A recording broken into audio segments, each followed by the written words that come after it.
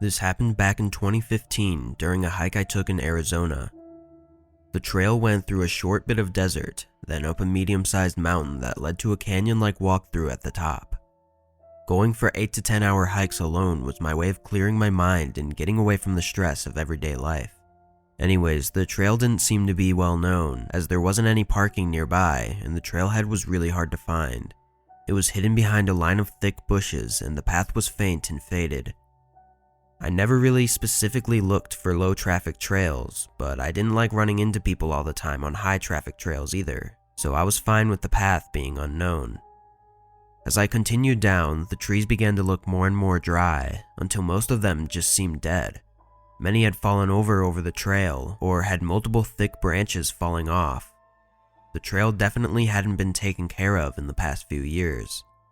Making my way further down, the path began to lead through layers of thick overgrown bushes. The path was distinct enough to know that I was still on the trail though, so I kept going, but that's when I heard a very distinct sound. A whistle, coming from up the mountain. It was faint, but I could hear the whistling hold a few notes before it stopped. I will admit, it was creepy and made me pretty uncomfortable, but I just figured someone else was on the trail. In the moment, that was the only thing that made sense. Another 20 minutes go by, and again, I hear the same melodic whistle, but this time much closer and louder. I was a little more creeped out this time, but I wasn't about to leave the trail just because of some guy whistling nearby. I went up about a quarter mile further, keeping my pocket knife in my hand just in case. A tree had fallen right on the path though, and the thorny branches made it difficult to climb over, so I had to walk around it. I turned to the right and took a couple steps before noticing a small valley, likely where a river used to flow.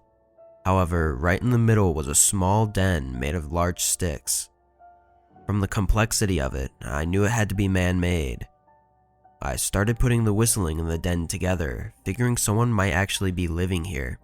I got a bad feeling about the whole thing and decided I needed to go right away. But just as I turned to leave the valley, that same whistle came from right behind me. I felt my heart stop out of fear as I quickly turned to face the den. To my surprise, there was a goat standing just behind the valley, exactly where I heard the whistle from. Its eyes felt like they were staring into me as it stood there motionless. I also couldn't help but notice how large it was compared to other ones that I'd seen around the area. I was really freaking out in my head at this point and couldn't even comprehend the whole situation. After a few seconds, I managed to control myself and began walking back slowly, still facing it. But as I took one step back, it opened its mouth slightly and unnaturally. Then it let out the same whistle I'd heard too many times already. My fear took hold and I sprinted down the mountain, falling multiple times over trees and rocks. I heard the whistle one more time, softly echoing down the mountain as I made it to the exit of the trail. I never told anyone about my encounter, as I thought nobody would ever believe me and I'd only sound like a coward. But I hadn't heard about Skinwalkers until recently, and as soon as I dug deeper into them, I realized that that may be the only possible explanation to what I saw.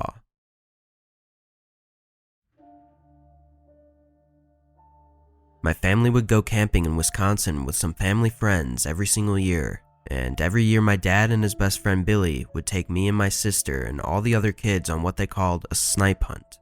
If you're familiar with what snipe hunts are, then you know it's pretty much just a prank. Snipes don't actually exist, and it was just a way for my dad and his friend to come up with new, exciting ways to rile up all the kids. They described snipes to us as highly aggressive, bird-like creatures that usually hide in trees and only come out at night. We were kids, so we ate this stuff up. Every year, my sister and I would get super excited, thinking we were finally going to see a snipe. This year was no different. It was the second day of our trip, and all of the families were settled in, and my dad and Billy started their mission. They were telling all the kids that tonight they were going to try and catch a snipe, and they swore they heard one last night outside the RV. They told us that if anyone wanted to come, we can. Of course, all the kids now were super excited and also a bit afraid, but my sister and I were ready. We were ecstatic and eager the entire day. And then finally the sun started to set, and my dad got all the kids together. A few kids were holding sticks in their hands for protection or battle purposes, and one kid even brought a wooden sword. My dad said that Billy had run up ahead to scout out the area as we all started to head into the woods. 10 minutes of walking go by, and we hear rustling in the trees. We all look up and Billy jumps out covered in red, screaming that a snipe got him. All the kids started running and screaming, and me being 8 also didn't know that it was just a prank, so I started running too. I didn't know what direction I was running in, but I sprinted through the woods until I found a tree that had a big bush in it, which I could hide in. I remember trying my best not to cry or make any noise. A few minutes go by of hearing nothing, and I peeked out of the bushes, and that's when I saw it. Something that sort of resembled a dog, except his legs were abnormally long and skinny. Its head looked mangled and deformed, and I remember seeing only patches of hair scattered around its strange body. I had no clue what it was. I saw it walk by slowly, and while I was a good distance away, I could hear faint moaning. I was mesmerized by this thing, in all honesty. I didn't like looking at it, but I also couldn't look away. The more that I stared at it, the more I felt this overwhelming, strange sense of dread. Years later, that's the only way I can describe it. I was so young, I probably didn't understand what those kinds of feelings were entirely. I just remember being in this kind of daze or trance. All of a sudden, I heard my name being called, and the crunching of twigs and leaves in the distance. The creature I was staring at stopped in its tracks and looked at me dead in the eyes. Our mutual gaze was broken by my father grabbing my arm and picking me up, scolding me about running so far and how it was just a joke and that he was sorry. I'm sure a ton of emotions were running through him, but for me, all I was concerned about was this creature. I turned to look if it was still there, but it was gone. I didn't even hear it run away. As my dad and I walked back to the camp, I told him what I saw and how I thought it might have been a snipe. Of course, he said it couldn't have been, and that was the year that I learned that snipes weren't real. Looking back, I'm not sure what I saw that night. I told myself for years that it was just a really big coyote, but something in me knew that it wasn't, and I didn't know why. It wasn't until I learned about Skinwalkers that my gut told me that's what it was. To this day, I have no explanation. It could have been anything.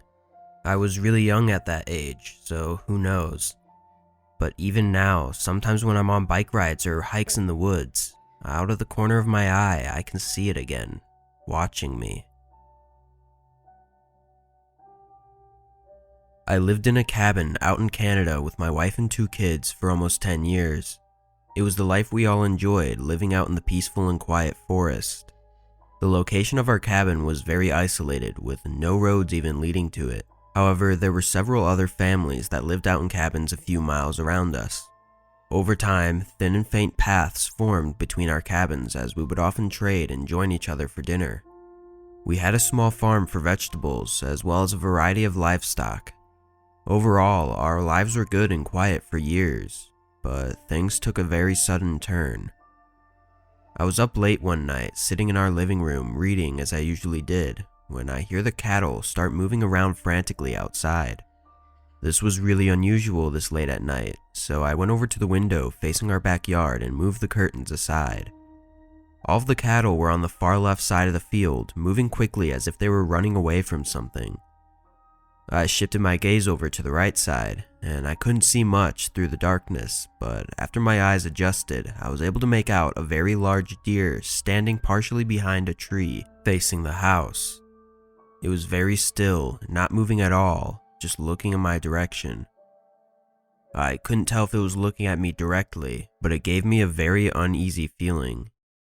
I didn't understand why the cattle would run from a deer, but seeing as it was nothing dangerous, I closed the curtain and went back to reading.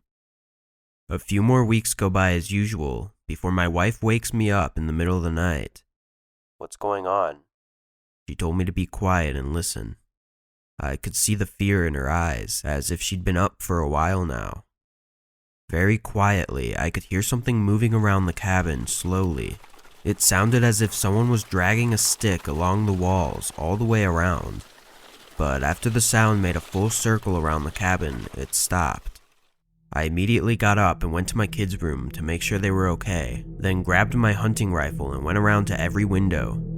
I didn't see anything until the last window I checked, which was my bedroom window, where I could see the same deer standing in the dark forest staring in my direction, not moving at all.